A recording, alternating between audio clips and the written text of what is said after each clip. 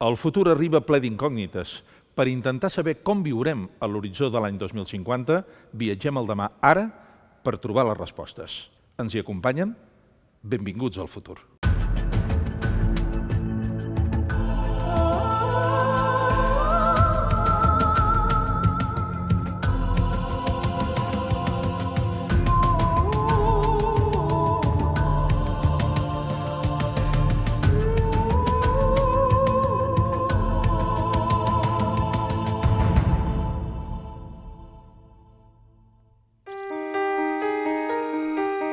L'any 2050 treballarem per viure o viurem per treballar. L'Anna Bonet, que ja toca gairebé el futur cada setmana, intentarà esbrinar com s'estan adaptant les empreses, les organitzacions i el món educatiu al treball del dia de demà. L'automatització de molts processos i tasques que encara avui són manuals, sens dubte, revolucionarà el món del treball. 80 anys després, els catalans treballem una mitjana de 39,7 hores setmanals, la majoria al sector serveis, una xifra que continua baixant fins a les 37 hores i mitja actuals. En 2050, entre 40 hasta 60% de la población no va a trabajar. Em fa por que passi això.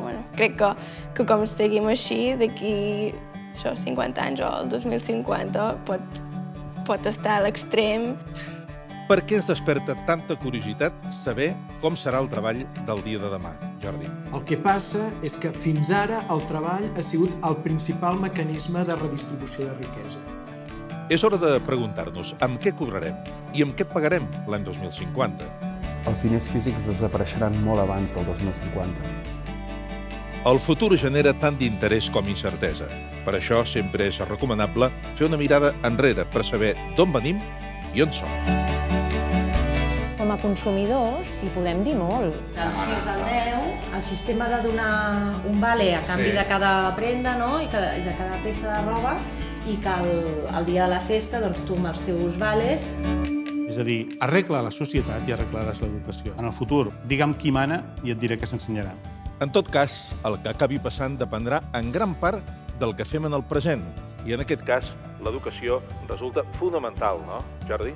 A Catalunya s'ha reduït el nombre de mestres, ha augmentat el nombre d'alumnes per aula i la despesa destinada a l'educació, com veuen, ha disminuït fins a situar-se a la cua de tota la Unió Europea. Avui els alumnes de l'Institut Joaquim Aplà i Ferreres aprendran matemàtiques i història. Però no ho faran tancats a l'aula, sinó trepitjant el territori on viuen, la ciutat de Sant Cugat. Escoles absolutament tradicionals on van la majoria dels alumnes. Jo crec que té totalment la raó. Quina és la tendència política actualment? A retallar despesa en educació no interessa. Saber de quin mal hem de morir, aquesta és la qüestió. El que hem fet és agafar les teves cèl·lules del cabell, les hem posat a una placa de cultiu i les hem convertit en aquestes cèl·lules que estan bategant, que acabes de veure. Què ens portarà tot això? Ens portarà tota aquesta gran capacitat i gran coneixement per ser millors. Si som millors i arribem a 120 anys, perfecte.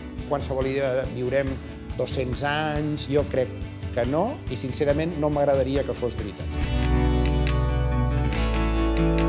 El que no sabem és quant de temps ens pot quedar de vida als humans com a espècie.